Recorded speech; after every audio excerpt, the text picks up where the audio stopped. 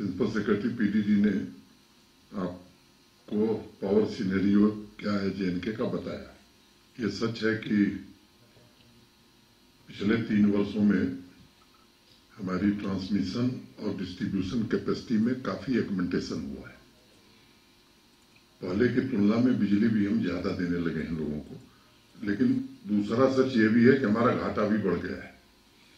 अभी जैसा principal secretary PDD आपको बता रहे थे कि 10 रुपए पर यूनिट बिजली खरीद के 1 रुपए 25 पैसे पर यूनिट बिजली देने की भी स्थिति है। तो एक तो पहले से ही भारी सब्सिडी हम लोग दे रहे हैं, उसमें भी बिलिंग जो होती है उसमें कितना पैसा आता है आप सब जानते हैं। आरडीएसएस के अंतर्गत बड़े पैमाने पर मीटरिंग हो, इसकी कोशिश की जा रही है। जो पहले चरण में ये कोशिश है कि श्रीनगर जम्मू, उसके बाद जम्मू कश्मीर के बड़े शहरों में स्मार्ट मीटर लगाया जाए।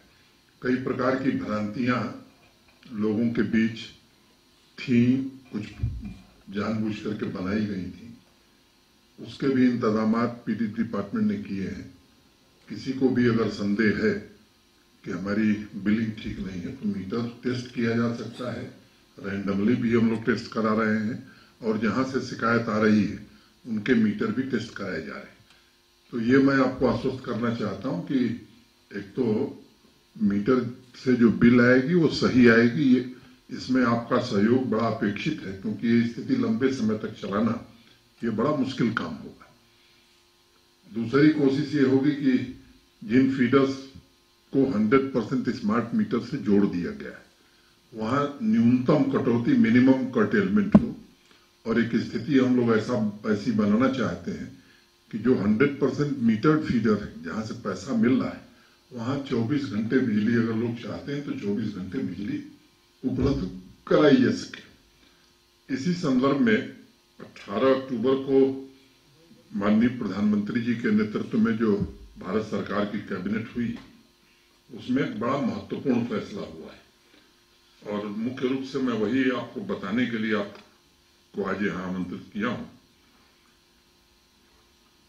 13 गीगावाट रिन्यूएबल एनर्जी की एक नई परियोजना green energy corridor phase 2 inter state transmission system को अभी मंजूरी 18 को प्रधानमंत्री जी के नेतृत्व में भारत सरकार की कैबिनेट ने दी है। मैं माननीय प्रधानमंत्री जी का हृदय से कृतज्ञ हूं। मुझे लगता है कि इस योजना का लाभ जो देश को मिलेगा उस पहलू पर मैं कम जाऊंगा। जम्मू कश्मीर को इसका क्या लाभ होगा, इस पर ज्यादा मैं ध्यान केंद्रित करूंगा। पिछले 2 वर्षों से हम लोग खुद भी इस परियोजना के लिए दिल्ली में पावर मिनिस्टर साहब के साथ भी बैठक हुई। हमारे प्रिंसिपल सेक्रेटरी पीडीडी अनवरत इसको लेकर के प्रयत्नशील थे और पावर डेफिसिट होने की वजह से मैं जानता हूं कि यहाँ एक दुर्व्यवस्था थी, जम्मू कश्मीर की आवाम को तकलीफें भी झेलनी पड़ती थी। अब इस परियोजना की पृष्ठभूमि और डिटेल थोड़ा मैं बता दूं, फिर मैं जम्मू कश्मीर पर आता हूं। आप सबको याद होगा कि स्वतंत्रता दिवस के संबोधन में 2020 में माननीय प्रधानमंत्री जी ने लद्दाख में 7.5 गीगावाट सोलर पार्क की स्थापना की घोषणा की थी। उसके बाद ministry of new and renewable energy ने फील्ड सर्वे करके लद्दाख में 12 gigawatt battery energy storage system के साथ 13 गीगावाट रिन्यूएबल कैपेसिटी स्थापित करने की योजना बनाई। ये परियोजना जब पूरी हो जाएगी तो मुझे लगता है कि जम्मू कश्मीर को विशेष लाभ होगा, देश के बाकी हिस्सों को तो लाभ होगा ही। इस परियोजना की कुल अनुमानित लागत 20,773.70 करोड़ है, जिसमें 40% लगभग 8,309.48 करोड़ रुपए भारत सरकार की केंद्रीय वित्तीय सहायता है। With the 40% grant support, the levelized transmission tariff will come down from 0.88 per unit to 0.55 per unit of power. अब ये हमारे लिए विन विन सिचुएशन होगी। लद्दाख क्षेत्र के कॉम्प्लेक्स टेरेन और एडवर्स क्लाइमेटिक कंडीशन को ध्यान में रखते हुए परियोजना कैसे बनेगी, इस पर भी काफी ध्यान दिया गया है। मैं उसके विवरण में नहीं जानना चाहता। आप जानते हैं कि वहाँ टेम्परेचर -45 डिग्री तक जाता है, एवलांच भी आते हैं। तो जो दुनिया की मॉडर्न टेक्नोलॉजी है, स्पेशल स्टील टावर का इस्तेमाल और इस तरह की तमाम व्यवस्थाएं उसमें की गई और अत्याधुनिक वोल्टेज सोर्स कन्वर्टर पर आधारित high voltage direct current HVDC system और extra high voltage alternative current यानी EHV सिस्टम भी उसमें लगाया जाएगा। इससे राउंड द क्लॉक सप्लाई सुनिश्चित की जा सकेगी। एक नई ट्रांसमिशन लाइन बनेगी जो हिमाचल प्रदेश, पंजाब होकर के हरियाणा के कैथल तक जाएगी। जो दूसरा हमारी एक लाइन है जम्मू कश्मीर में, लेह अलुस्टेंग श्रीनगर लाइन से भी इसे जोड़ा जाएगा। और ये जो हमारी existing 220 kV Leh Alusteng Srinagar transmission line है, उससे कश्मीर वैली को एक अल्टरनेटिव बिजली मिलने का संसाधन उपलब्ध होगा। आप में से अनेक लोगों को पता होगा कि अलुस्टेंग जो है वो गांधरबल जिले में स्थित है। सर्दियों के दौरान, जैसा अभी हमारे राजेश प्रसाद जी ने बताया, हाइड्रो पावर का जनरेशन स्वाभाविक रूप से बहुत कम हो जाता है।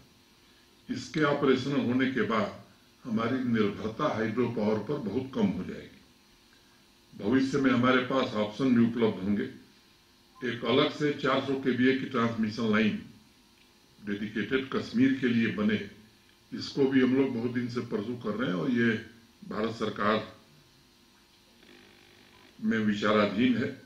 लेकिन ये जो 220 kV अलुस्टेंग ग्रिड को 220 kV जैन कोड ग्रिड से पहले से ही जोड़ा जा चुका है और इसके अतिरिक्त ये 220 kV मीर बाजार ग्रिड को भी अलुस्टेंग ग्रिड से जोड़ने का काम तेजी से चल रहा है और ये शीघ्र पूरा हो जाएगा।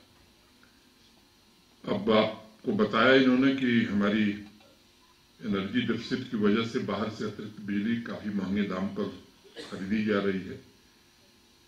इस परियोजना के पूरा होने पर राउंड द क्लॉक बिजली की उपलब्धता हमें सुनिश्चित होगी।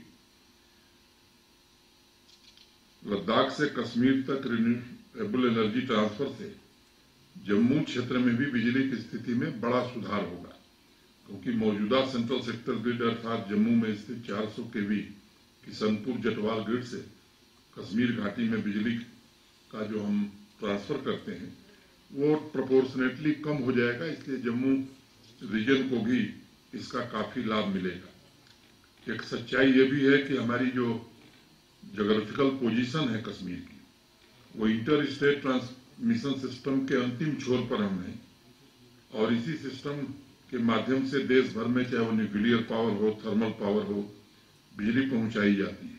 अब अंतिम छोर पर होने के कारण हमारे यहाँ लो वोल्टेज की समस्या ये बराबर बनी रहती है, लेकिन battery energy storage system supported जो नई परियोजना है उसके कारण ये लो वोल्टेज से भी हमको पूरी तरह से निजात मिल जाएगा।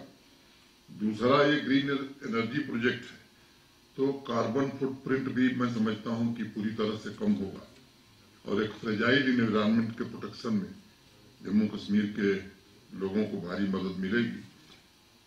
तो मुझे लगता है कि मोटे तौर पर जो इस प्रोजेक्ट के मुख्य बिंदु थे मैंने आपके समक्ष रखा है। कश्मीर वैली में ट्रांसमिशन सिस्टम में रिडंडेंसी भी क्रिएट होगी और डिजास्टर के दौरान बिजली सेक्टर में होने वाली परेशानी से भी हम सबको मुक्ति मिलेगी। जम्मू कश्मीर प्रशासन ने लद्दाख से कश्मीर वैली तक, मैंने पहले बताया कि एक नई 400 kV ट्रांसमिशन लाइन बिछाने का प्रस्ताव भारत सरकार को दिया है। 400 kV किशनपुर, वागूरा और सांबा जतवाल अमरगढ़ ट्रांसमिशन लाइनों के अलावा कश्मीर वैली के लिए 400 kV लेवल पर ऊर्जा का ये थर्ड सोर्स होगा और ये नई 400 kV लाइन कश्मीर वैली की भविष्य की जितनी जरूरतें हैं वो इंडस्ट्रियल हो या डोमेस्टिक हो, इससे सब हम पूरा कर पाएंगे। तो मुझे लगता है कि बिजली की स्थिति इस परियोजना से सबसे ज्यादा लाभ जम्मू कश्मीर को ही मिलने वाला है। विंटर प्रिपेयर्डनेस को लेकर के भी प्रशासन पूरी तरह से संवेदनशीलता के साथ काम कर रहा है। बिजली के बारे में विस्तार से बताया गया है। स्नो क्लियरेंस को लेकर के भी आज मैं कह सकता हूं कि पहले की तुलना में मॉडर्न इक्विपमेंट और मशीन्स हमारे पास बड़ी संख्या में आ गई। जो सड़क हमारी डैमेज होती थी, अब कटर लोहे के स्थान पर वो अब लोहे के कटर नहीं है, जो अभी नई मशीनें आई हैं, तो उसमें भी हम अच्छी स्थिति में हैं। राशन, पेट्रोल, डीजल, गैस, इन सबका पर्याप्त स्टॉक, दवा, इसकी कोई दिक्कत न हो, ये सारे इंतजाम कर लिए गए हैं। तो मैं सोचा कि आप लोगों को आज इस बात के बारे में थोड़ा ब्रीफ किया जाए, क्योंकि आप ही माध्यम है जिससे सामान्य आदमी तक हम बात पहुंचा पाएंगे। तो आज का विषय यही था। अगर इस विषय से संबंधित किसी के मन में कोई प्रश्न है तो जरूर पूछ सकता है, और एक अनुरोध होगा कि राजनीतिक प्रश्न न पूछे जाए तो ज्यादा बेहतर होगा।